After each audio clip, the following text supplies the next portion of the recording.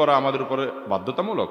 যদি আপনার বাবার পরিত্যক্ত সম্পদ জমি জমা রেখে যায়, অবশ্যই আপনাদের উপরে বাধ্যতামূলক বাবার ঋণ তার জমি জমা বিক্রি করে আগে শোধ করবেন। এরপরে থাকলে ভাগ করে নেবেন, আর না থাকলে নাই, শেষ। অনেক সন্তানরা এটা করে না। আপনার বাবা মারা গেছেন, তার ঋণ আছে, শুধু ঋণ থাকুক আর যে ঋণই থাকুক, সন্তান হিসেবে আপনার দায়িত্ব হলো যিনি মারা গেছেন ভদ্রলোক আপনার বাবা, তার সম্পদ বিক্রি টিক্রি করে জমি জমা গর্বেটা সব বিক্রি করে হলেও আগে তার ঋণ শোধ করবেন, এরপরে থাকলে আপনারা ভাগ নেবেন। কথা কি বুঝাতে পারছি? যদি তার কিছুই না থাকে বা তার যা আছে এগুলো বিক্রি করলেও ঋণ শোধ হয় না, তাহলে সেক্ষেত্রে অতিরিক্তটা শোধ করা আপনাদের উপরে আবশ্যক না।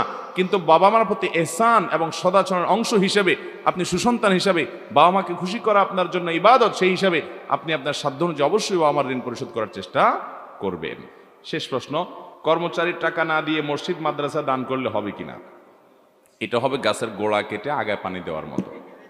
গাছের গোড়া কাটি কি করা? আগায় পানি